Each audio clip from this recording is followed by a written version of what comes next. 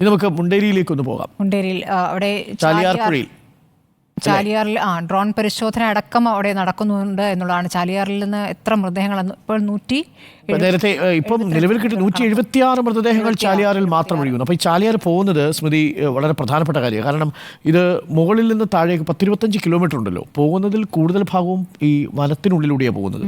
അവിടെ നേരിട്ട് നമുക്ക് ആക്സസ് ഇല്ല. അവിടെ വന്യമൃഗങ്ങളും ഉണ്ട് ആ ഭാഗത്ത്. അപ്പോൾ ആ ഭാഗത്ത് എവിടെ വേണമെങ്കിലും ഇത് അടിഞ്ഞുകൂടിയിട്ടുണ്ടാവാം. അപ്പോൾ ഇനി ആ പുഴയിലൂടെയുള്ള ഡ്രോൺ പരിശോധന മാത്രമാണ് ഇനി നടത്താനുള്ളത്. അതാണ് ഇപ്പോൾ നടക്കാൻ പോകുന്നത്. നേരത്തെ ഇബ്രാഹിം പറഞ്ഞ സ്ഥലത്തൂടിയൊക്കെ ഒരുപക്ഷെ ഡ്രോൺ പരിശോധന നടക്കും. ഡ്രോൺ പരിശോധനയുടെ ദൃശ്യങ്ങളാണ് ഇപ്പോൾ കാണുന്നത്. സിനോജ് ഉണ്ട് ഇവിടെ. സിനോജ് തുടരാം.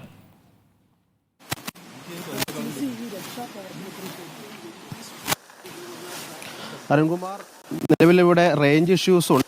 ദൃശ്യങ്ങളും ശബ്ദവും കൃത്യമായി ലഭിക്കുമോ എന്നറിയില്ല. നിലവിൽ ഡ്രോൺ പരിശോധന ഒരു വശത്ത് നടക്കുന്നു, മറ്റൊരു വശത്ത് നടക്കുന്നത് പോലീസ് നായ ഉപയോഗിച്ചുകൊണ്ടാണ്. അതായത് കടാവർ നായ ഉപയോഗിച്ച് ചാലിയാർ കൂടി പരിശോധന ഇവിടെ തെരച്ചിൽ നടത്തിക്കൊണ്ടിരിക്കുന്നത്. ചാലിയാർ തീരത്തുകൂടി നടന്ന് ഡോഗ് ചെയ്ത് മുന്നോട്ട് പോവുകയാണ്. ഈ ഡോഗ്, ഏഞ്ചൽ ഡോഗ്, ഇതിനു മുൻപ് ഇടുക്കിയിൽ ഉരുൾപൊട്ടൽ ഉണ്ടായ സമയത്ത് 2 മൃതദേഹങ്ങൾ കണ്ടെത്താൻ സഹായിച്ച നായയാണ്. ഇടുക്കിയിലെ മറ്റ് ഇരട്ടക്കൊലപാതക കേസുകളൊക്കെ തന്നെ കഴിവ് തെളിയിച്ച ഒരു നായ കൂടിയാണ്. അതുകൊണ്ട് ഈ നായനെ ഇവിടെ ഇറക്കി പരിശോധന നടത്തുകയാണ് പോലീസ്. ചാലിയാറിന്റെ തീരത്തുകൂടിയാണ് നടക്കുന്നത്. അതോടൊപ്പം തന്നെ 4 ഡ്രോണുകൾ പോലീസ് ഉപയോഗിക്കുന്നുണ്ട്. ചാലിയാറിന്റെ മുകളിലൂടെ പറപ്പിച്ച് എവിടെയെങ്കിലും മൃതദേഹങ്ങൾ കുടുങ്ങിക്കിടക്കുന്നുണ്ടോ എന്നാണ് പോലീസ് നോക്കുന്നത്. കാരണം സന്നദ്ധ പ്രവർത്തകർ നേരിട്ടിറങ്ങി പരിശോധന നടത്തി. അവർക്ക് എല്ലായിടത്തും എത്തുക ഒരു പരിമിതിയുണ്ട്. ഇത്ര വലിയ പുഴയാണ്, 10-70 കിലോമീറ്റർ നീളത്തിൽ 100 മീറ്ററോളം വീതിയിൽ ഒഴുകുന്ന പുഴയാണ്. ഇവിടെ മുഴുവൻ തിരച്ചിൽ നടത്തുക അസാധ്യമാണ്. അതുകൊണ്ടാണ് ഡ്രോണിന്റെ സഹായം തേടിയിരിക്കുന്നത്. ഒപ്പം തന്നെ കോസ്റ്റ് ഗാർഡിന്റെയും നേവിയുടെയും സഹായവും പോലീസ് തേടിയിരുന്നു. ഇത് നല്ല മഴയാണ് അതിരാവിലെ മുതൽ തന്നെ. കാലാവസ്ഥ അനുകൂലമായാൽ ഹെലികോപ്റ്റർ മാർഗവും പരിശോധന നടത്തുമെന്നാണ് പോലീസ് അറിയിച്ചിരിക്കുന്നത്. അങ്ങനെ വ്യാപകമായ രീതിയിൽ ചാലിയാറിൽ തെരച്ചിൽ പൂർണ്ണമാക്കുകയാണ് ലക്ഷ്യം. കാരണം ഇന്ന് രാവിലെ വരെ ചാലിയാറിന്റെ വിവിധ സ്ഥലങ്ങളിൽ നിന്ന് മൃതദേഹങ്ങളും മൃതദേഹ ഭാഗങ്ങളും ലഭിച്ചിട്ടുണ്ട്. അത് ലഭിക്കുന്നത് ചാലിയാറിന്റെ വിവിധ സ്ഥലങ്ങളിൽ നിന്നാണ്. ഇന്നും വനത്തിന്റെ ഉള്ളിലേക്ക് കയറിയുള്ള തെരച്ചിൽ നടക്കുന്നു. ഇതിനിടയിൽ സൂചിപ്പാറ ഭാഗത്ത് മൃതദേഹങ്ങൾ ഉണ്ടെന്ന് നാട്ടുകാർ പറയുന്നു. അവിടേക്ക് പോവുക ദുഷ്കരമാണെന്നാണ് വനംവകുപ്പ് തന്നെ പറയുന്നത്. കാരണം ആ കലക്കപ്പുഴയൊക്കെ തന്നെ മുറിച്ചു കടന്ന് സൂചിപ്പാറിന്റെ അടിയിലേക്ക് പോവുക അപകടം നിറഞ്ഞ യാത്രയാണ് വനത്തിലൂടെയുള്ളത്. അതുകൊണ്ട് ഹെലികോപ്റ്റർ ഉപയോഗിച്ചുള്ള തെരച്ചിലാണ് പോലീസ് നിർദ്ദേശിച്ചിരിക്കുന്നത്. അങ്ങനെയാണ് ഹെലികോപ്റ്റർ കൊണ്ടുവരാൻ വേണ്ടി ഇവിടെയുള്ള റിക്വസ്റ്റ് നൽകിയിരിക്കുന്നത്. പക്ഷേ കനത്ത മഴയായതുകൊണ്ട് അങ്ങനെ ഒരു വെല്ലുവിളിയുണ്ട്. ജില്ലാ പോലീസ് മേധാവിയൊക്കെ തന്നെ ഇവിടെ മുണ്ടേരി വനമേഖലയിൽ ക്യാമ്പ് ചെയ്യുന്നുണ്ട്. നിലവിൽ പോലീസ് ചെയ്യുന്നത് 4 ഡ്രോണുകൾ ഉപയോഗിച്ച് പരിശോധിക്കുന്നു. ഒപ്പം കടാവർ നായ എത്തി പരിശോധിക്കുന്നു. അതോടൊപ്പം തന്നെ 100 കണക്കിന് സന്നദ്ധ പ്രവർത്തകർ, ഇന്നലെയും മിനിങ്ങാന്നൊക്കെ തന്നെ കണ്ടതുപോലുള്ള സന്നദ്ധ പ്രവർത്തകർ രാവിലെ മുതൽ തന്നെ കാട് കയറിയുള്ള പരിശോധന നടത്തിക്കൊണ്ടിരിക്കുകയാണ്. വിവിധ ജില്ലകളിൽ നിന്നെത്തിയ സന്നദ്ധ പ്രവർത്തകരും ഇന്ന് ചാലിയാറിന്റെ തീരത്തുകൂടിയുള്ള തിരച്ചിലിൽ പങ്കാളിയാകുന്നുണ്ട്. പൂർണ്ണമായും മൃതദേഹങ്ങൾ, അതായത് പുറത്ത് കാണുന്ന മൃതദേഹങ്ങൾ പൂർണ്ണമായും എടുക്കുമെന്നൊരു നിലപാടിൽ തന്നെയാണ് സന്നദ്ധ പ്രവർത്തകരുള്ളത്. ഇനി മണലിനടിയിൽ കുടുങ്ങിപ്പോയ മൃതദേഹങ്ങൾ ഉണ്ടെങ്കിൽ അത് കണ്ടെത്താൻ വേണ്ടിയാണ് ഡോഗ് സ്ക്വാഡിലെ കടാവർ നായ ഏഞ്ചലിനെ പോലീസ് ഇവിടെ എത്തിച്ചിരിക്കുന്നത്. പോലീസ് നായയുടെ സേവനം തുടരുകയാണ് ചാലിയാറിൽ. അരുൺ. ഓക്കെ സിനോജാണ്. ഇപ്പോൾ ആ നായ ഉണ്ടല്ലോ, അത് കടാവർ നായയാണ്.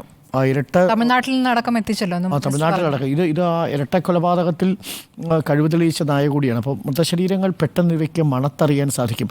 നോക്കൂ, അവിടെ ഈ മരത്തിന്റെ താഴെ നോക്കുകയാണ്. അവിടെ എവിടെയെങ്കിലും ഒക്കെ ഉണ്ടാവുമല്ലേ സ്വാഭാവികമായും. ഉറപ്പായിട്ടും ഉണ്ടാവും. ഈ ചാലിയാറിലൂടെയല്ലേ ഒരുപാട് 176 ബോഡീസാണ് സ്മൃതി കിട്ടിയത്. 1ഉം 2ഉം അല്ല എന്നുള്ളതാണ് ഏറെ നമ്മളെ വല്ലാതെ അസ്വസ്ഥപ്പെടുത്തുന്ന ദൃശ്യങ്ങൾ കൂടിയാണത്. ഇപ്പോൾ പ്രേക്ഷകർ കാണുന്നത് മരത്തടികൾക്കിടയിലുണ്ടോ എന്ന് നോക്കുക. പക്ഷേ ഇതുണ്ടെങ്കിൽ തന്നെ ഇത് മാറ്റണം. അവിടെ JCB വരിക സാധ്യമല്ല.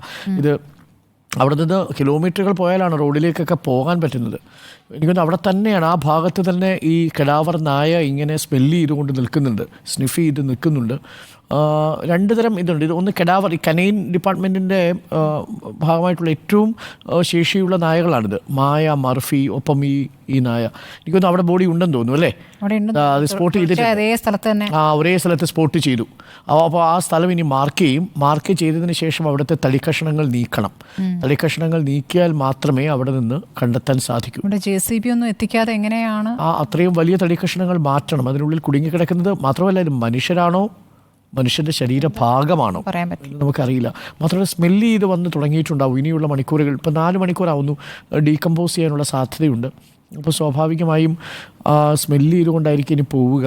ഈ 2ാമത്തെ ദിവസം, ഞാൻ അവിടെ നിൽക്കുന്ന 2ാമത്തെ 3ാമത്തെ ദിവസമാണല്ലോ, ആ ദിവസങ്ങളിൽ തന്നെ ഒരവസ്ഥയായിട്ടുണ്ട്. അതെ. കാരണം ഒന്നാമത് ഈ വെള്ളത്തിൽ കിടക്കുകയാണല്ലോ. അതെ അതെ, വളരെ പെട്ടെന്ന് ഡീകമ്പോസ്ഡ് ആവാൻ സാധ്യതയുണ്ട്.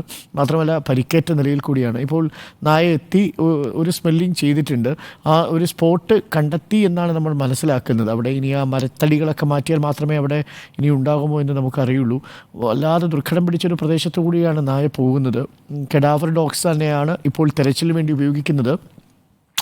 ഇപ്പോൾ ചാലിയാറിൻ്റെ പരിസരത്ത് നടക്കുന്ന തെരച്ചിലിൻ്റെ ദൃശ്യങ്ങളാണ് പ്രേക്ഷകർ കാണുന്നത്. ഇങ്ങനെ 25 കിലോമീറ്ററോളം വനത്തിനുള്ളിലൂടെ പോയി പരിശോധിക്കേണ്ടതുണ്ട്. ഏറെക്കുറെ അത് അസാധ്യമാണ് കേട്ടോ. അത്രയും സ്ഥലത്ത് പോയി പരിശോധിക്കുക എന്ന് പറഞ്ഞാൽ നമുക്ക് സങ്കല്പിക്കാൻ കഴിയുന്നതിലും അപ്പുറമാണ്. അതീവ ദുഷ്കരമാണ്. പക്ഷേ എങ്കിലും ഇന്നിപ്പോൾ റഡാർ സംവിധാനം ഉപയോഗിക്കും. തെർമൽ ഇമേജിംഗ് സംവിധാനം ഇന്ദ്രബാലൻ്റെ നേതൃത്വത്തിലുള്ള സംഘം അത് കൊണ്ടുവരുന്നുണ്ട് എന്നാണ് കേട്ടത്. സ്പോട്ട് ചെയ്യുന്ന സ്ഥലത്ത് മാത്രം തെരച്ചിൽ. പക്ഷേ അവിടെ ഒരു കുഴപ്പമുണ്ട്. എന്താണെന്ന് വെച്ച് കഴിഞ്ഞാൽ ജീവനുള്ള ശരീരത്തിൽ നിന്നേ താപനിലയുണ്ടാവും.